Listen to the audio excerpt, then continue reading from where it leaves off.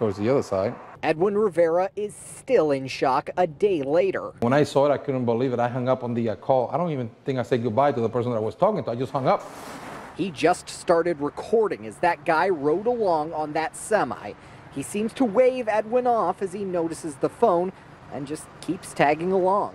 And then I started thinking about the vehicles around it. You know how sometimes people are just not paying attention to the road. Something would happen to that young man and he will fall and nobody will see him.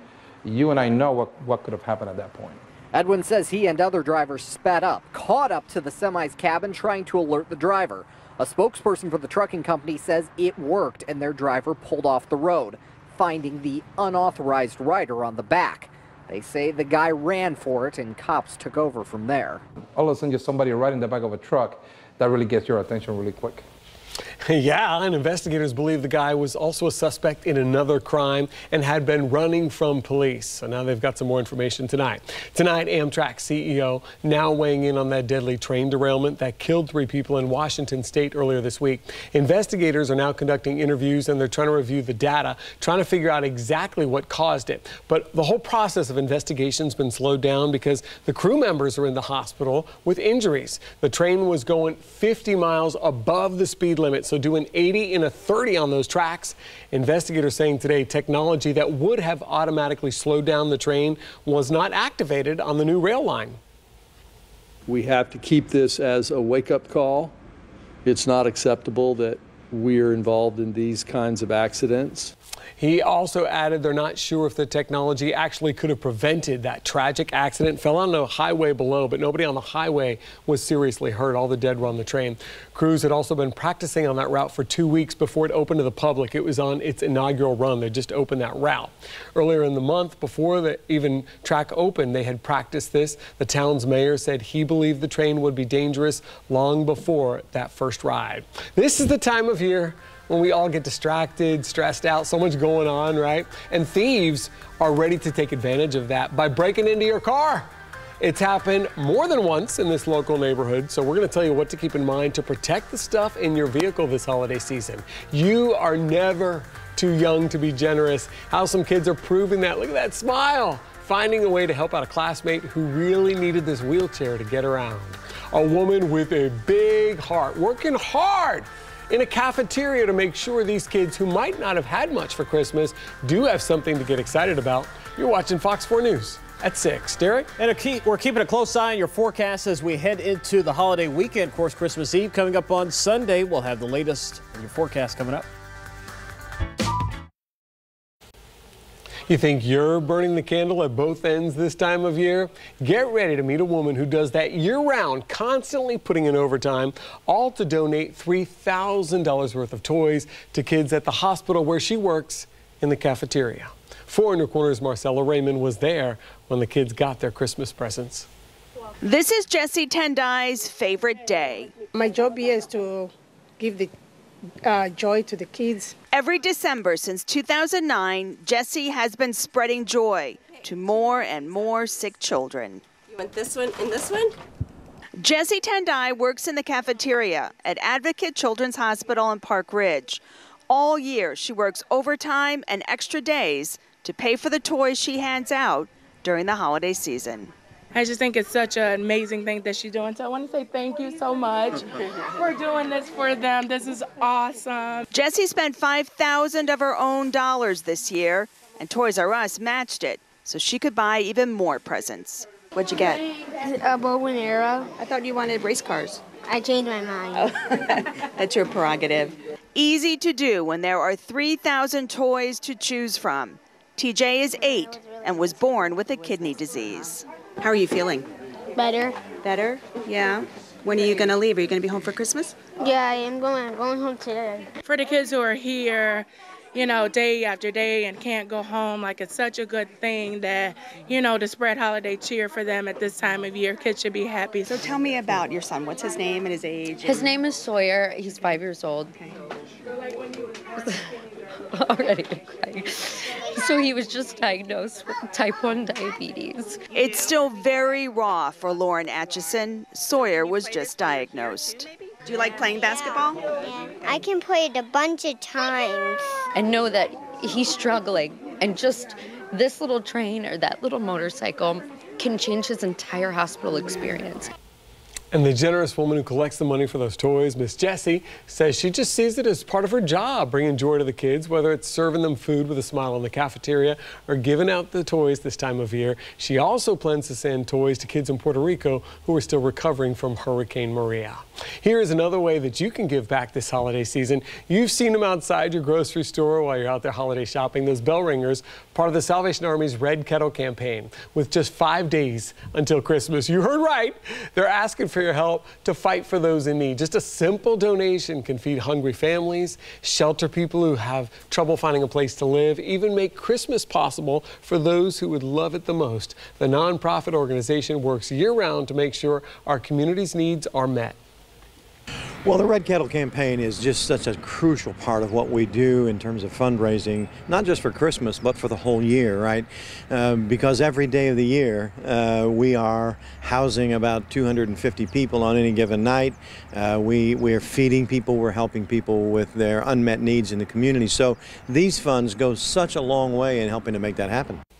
Now, if you happen to miss a bell ringer or you didn't have cash when you walked by and you felt like a heel, you can still help out. 4 in Your Corner is partnering with the Salvation Army to help our communities. And we've just got a little friendly competition going, a little Red Kettle friendly competition to see who can raise more money. It's the Fox 4 Night Crew on the bottom of your screen. With one less team member, I might add there. Somebody fouled out of our team. And then the Morning News Crew, those bright and shiny folks on the top of your screen. So you just text the code FOXPM to 4144. Either way, you can also go to fox4now.com/give. The money's going to go to the Salvation Army. We're just doing it for bragging rights. So if you want to help out, you just go ahead and text FOXPM to 4144. And that way, if you see, the bell ringer and you feel a little guilty, you can still say Happy Holidays, but I gave it the office to Fox 4, Fox PM, 4144. You're selling it. I sure did. Fox PM. We got that. Yeah. It is, when I just shared that, we're a few days from Christmas, I'm like, is this for real? Because it doesn't feel like it out there. It really doesn't. And temperatures are still running about 5 degrees above where they should be for this time of year. So it's still supposed to be mild this time of year in South Florida, but we're really a little bit above where we should be, Patrick. So you certainly are right on the right track there, but we're looking at potentially a small cool down next week.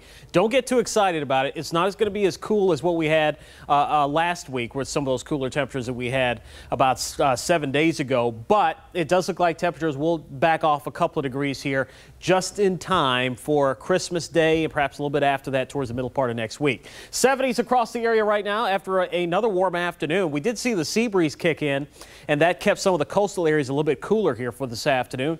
Tonight we'll see partly to mostly cloudy skies. We're going to have some fog developing again tonight across the area, so we'll likely see these clouds and a little bit of fog overnight. And then more sunshine in the forecast for tomorrow with highs again around 80 degrees. Tomorrow looks like in a carbon copy of what we saw today. Now, we did see some rain push just off to our north. And notice the panhandle around Tallahassee seeing a little bit of rain now down towards Panama City. This storm system is going to track well to our north here through tonight. Another one's going to develop by the end of the week and give some of the same areas that received rain more rainfall. As the jet stream pattern, notice how the lines here are going basically from west to east. So all the storm systems kind of tracking on that same path there. Big dip in the jet stream, though, coming towards the Christmas holiday for much of the country. So I think there's going to be a big cool down for much of the country, with the exception of us here in South Florida. The Climate Prediction Center keeping us above normal as far as temperatures are concerned. So even though we'll cool off a few degrees, we're still looking at highs into the upper 70s to around 80 even after the cold front passes. Tomorrow's forecast looks good. Harbor Heights as well as Everglades City into the upper 70s and lower 80s. Lehigh at 82, 77 for Inglewood for tomorrow afternoon. Sea breeze going to be kicking in there, so keeping you guys a little bit cooler with that water coming off the Gulf. With that wind coming off the Gulf, I should say. Temperatures for tonight down to 63 with a little bit of patchy fog overnight, and then we'll start the morning off on your Thursday with some fog. 82 the afternoon high.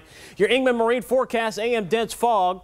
Southwest winds at about 5 knots. Inland waters will be smooth. 7-day forecast, highs in the 80s all the way through Christmas Eve into Christmas Day. Then we cool off a little bit behind that front Tuesday into Wednesday. All right, thank you, Derek. It is being hyped as one of the hottest gifts of the season. But does this thing even work? 4 in Your Corner is going to do the checking for you on what's supposed to be the perfect marriage of a crock pot and a pressure cooker all in one.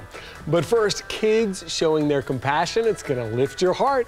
The kind-hearted $50 admission for this little girl, and the kids created it themselves to support this classmate in a wheelchair. You're watching Fox 4 News at 6.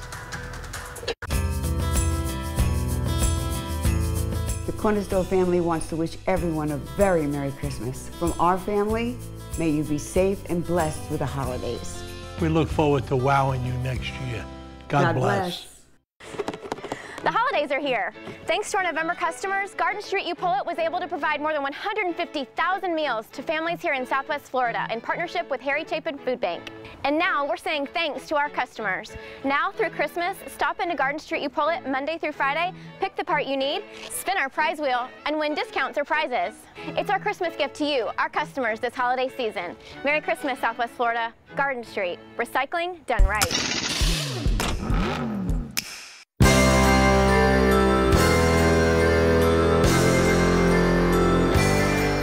Hi, my name is First Sergeant Christine Abram, and I'm currently deployed to Bagram Airfield, Afghanistan. I want to wish my parents, Irene and James Hall, in Riviera Beach, Florida, a Merry Christmas and a Happy Holidays. I love you, Mom and Dad.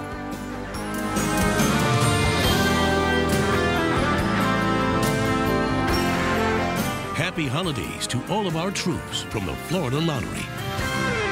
'Twas the night before Christmas. Santa was in flight, making deliveries all through the night. Out of nowhere, it seemed, an accident happened, leaving Santa's sleigh a wreck and his face slightly blackened. I'm scared and confused and also quite bruised. How will I get this fixed? Insurance companies are so scary. You should call 1-800-ASK-GARY. When he called, it was simple. He said with a laugh and a twinkle. So remember, whatever the accident reason, call 1-800-ASK-GARY this holiday season. Free attorney and medical referral service. Non-attorney spokesperson. Taking a drive to see the holiday lights. Whoa. Brought some candy so the kids don't fight. Whoa. Off to Grandma's to celebrate. Whoa. Had to detour so we're gonna be late. Whoa. Holiday road. Get on the holiday road in a Honda Pilot. Now during the Happy Honda Day sales event. Ends January 2nd. The Cornerstone family would like to wish everyone a very Merry Christmas, Happy New Year, and a wonderful, wonderful holiday. We look forward to wowing you next year, and may God bless you all.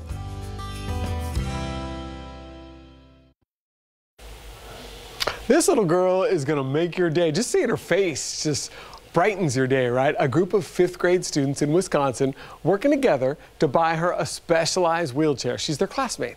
The girl has cerebral palsy. The wheelchair she uses right now is pretty basic, so it doesn't allow her to do things like play on the playground with the other kids. Well, a few months ago, she tried out a Trax wheelchair. It's T-R-A-X, and that let her do a lot of stuff she couldn't have done before, and that's when her classmates heard how much fun she had. They decided to try to raise some money to get her one of her own. It means we get to help our friend, and we know how much she wants that wheelchair. We're giving Bella something so she can have fun just like all of us. It's the most special thing I've ever had happen to me as a dad. That is beautiful. The special wheelchair costs a pretty penny, $16,000. So these kids are having to do a lot of fundraising. Garage sales, auctions. They've even started a GoFundMe if you want to help out. So far, they've raised more than $6,000, so they have 10 to go.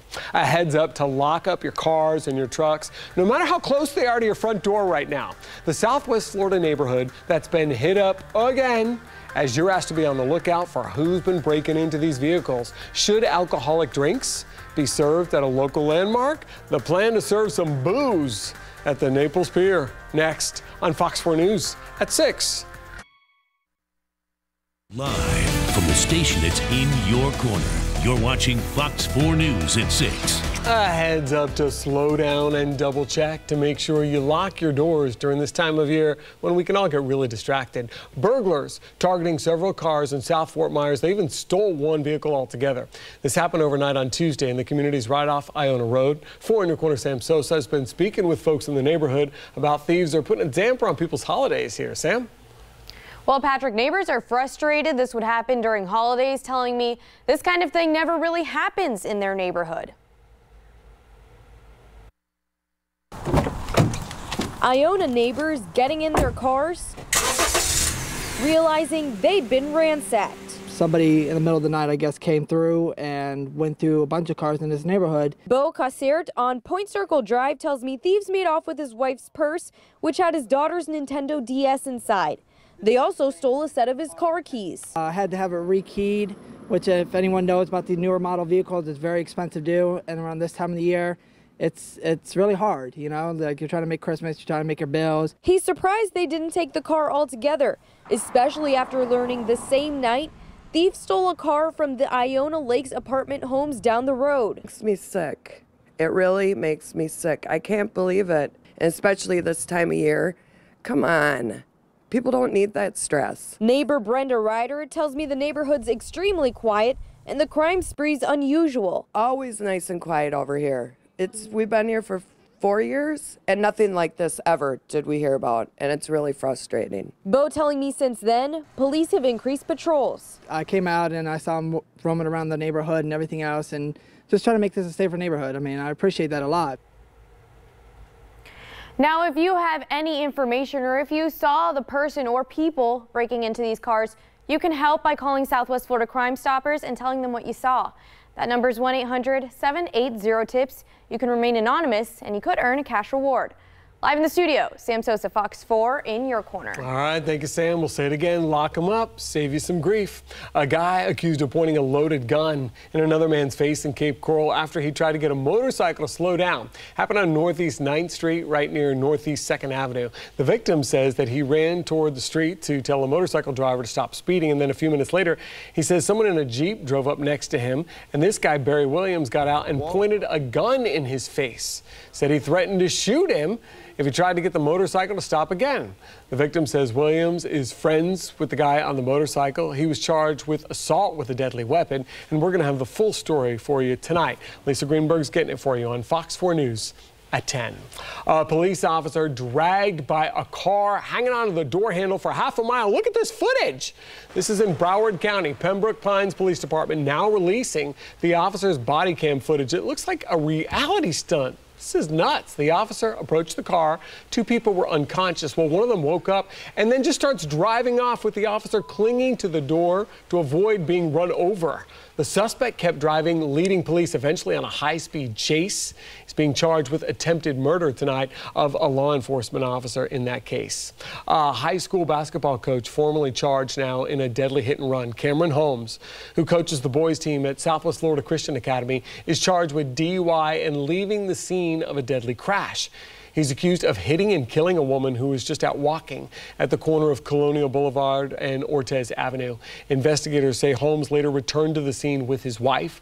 Holmes is now on administrative leave from that coaching position at the school. Lee County Sheriff's Office hosting an active shooter response training session today. You see the sheriff there. They hosted it at a big church in the area, McGregor Baptist Church, and it was specially tailored for faith-based institutions like churches and synagogues should an active shooter event actually happen. Deputies discussing a variety of situations. They actually showed videos with possible responses. The goal is to protect leaders and congregants if the need arises. This is a way that people can really kind of put themselves in that situation and prepare themselves, give them self-awareness, situational awareness, that if hopefully it doesn't ever have to happen. These aren't things you want to have to ever use, but you have some sort of background and you've done what you can do, and we've done as the Sheriff's Office what we can do. We're going to look at some scenarios. They had quite a few people there, about 400 faith leaders, staff, security officers were all at that training session today. Beer on the pier? Alcohol could soon be sold by a vendor on the Naples Pier in Collier County, but while you can drink on the beach, you can't legally drink it on the pier yet. 4 in your corners call for RTA, showing you how some Naples City Council members are trying to make it legal to have a drinky poo on the pier and why others are concerned about potential problems. Carl? Well, the vendor who wants to sell beer and wine at the pier says people already bring their booze from the beach onto the pier. He says selling it will help give him some say in enforcing drinkers who might get a little too carried away. So I just hate to see this happen. I think it's going to be a nightmare. Naples Vice Mayor Linda Penniman making her feelings on selling beer and wine on the historic Naples Pier loud and clear. We walk there, we see many people drinking there with a paper cup or something. But Gianluca Corso, who owns the Cosmos concession on the pier, says people are already bringing their drinks from the beach up onto the pier. So he says he might as well sell beer and wine there. With us take responsibility, we will control people drinking at the pier and probably at the beach too, because now we are obligated. But council member Doug Finley sided with Penniman, wondering if it could lead to people drinking hard liquor at the pier. I think it's going to lead to a lot more problems on the pier simply to satisfy a request for a concessionaire. And I think it's just the wrong way to go. But Mayor Bill Barnett says those fears aren't valid. I just think we're blowing this out of proportion. I don't think we're going to see people falling and stumbling all over themselves on the pier. Council voted to allow the sales 4-3. Now, any beer or wine would not be sold in glass bottles, which is also not allowed on the beach. City Council will hold a public hearing on this issue in mid-January. In Naples, Carl Fortier, Fox 4. In your corner. Thank you so much, Carl. Building a new Naples fire station is going to cost the city much more than initially expected. The city now says it's $3 million over budget, and today council voted to borrow more money for the project. The motion passed 5-1 in the vote. The city has set aside about $5 million for construction, but it plans to give the developer an $8 million contract. The facility, which is going to go on 8th Street South, is going to replace the old fire station in the area.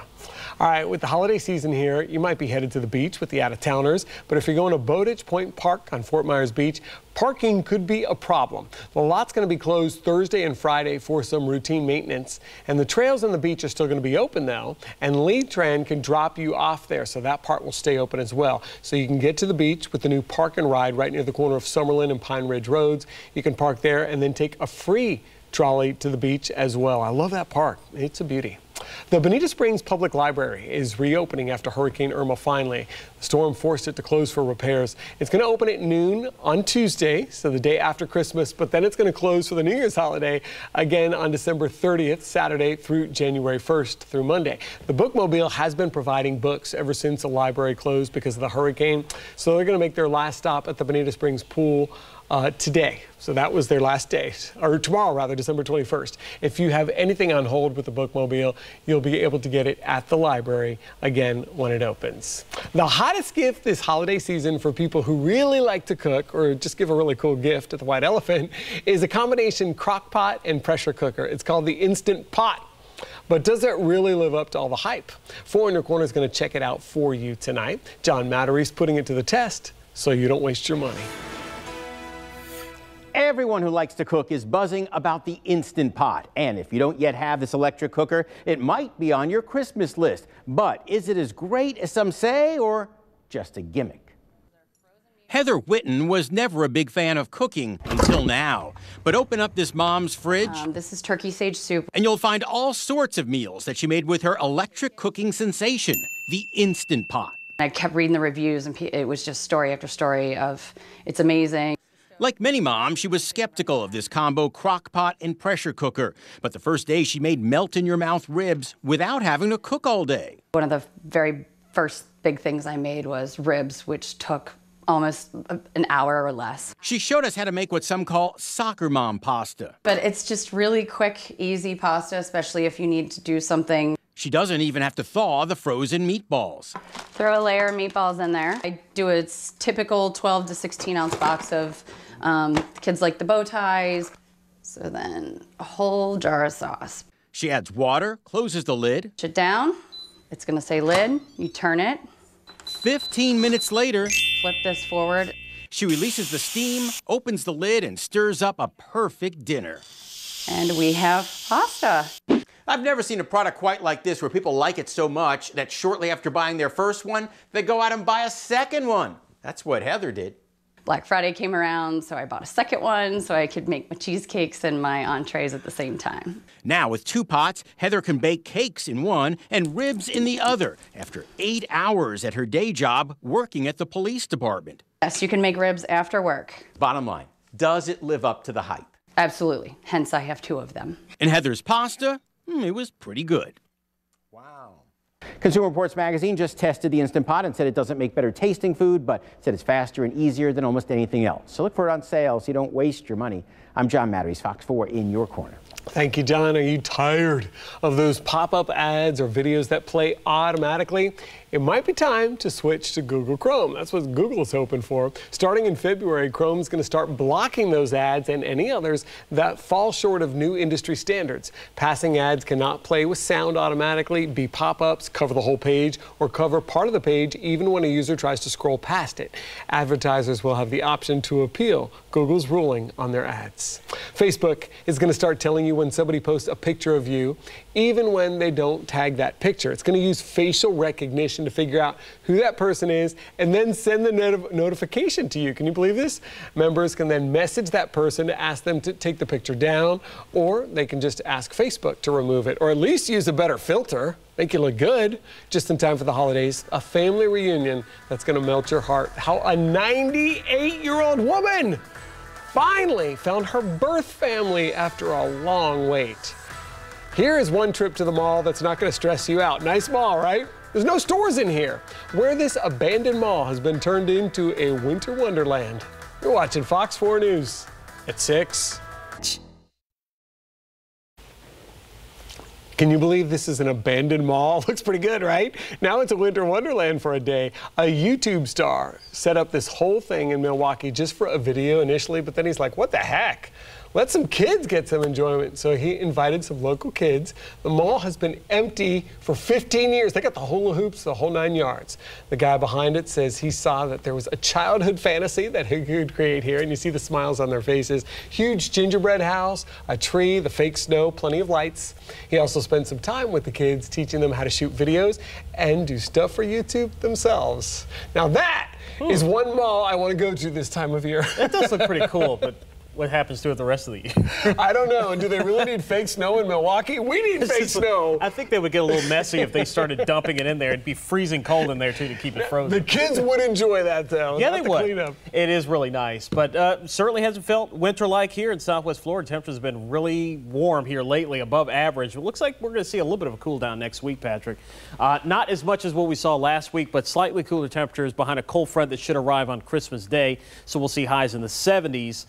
By the middle of next week. But no rain on the storm shelf for Doppler. It won't be a while before we see any. We don't see any significant chances for rain in the forecast anytime soon.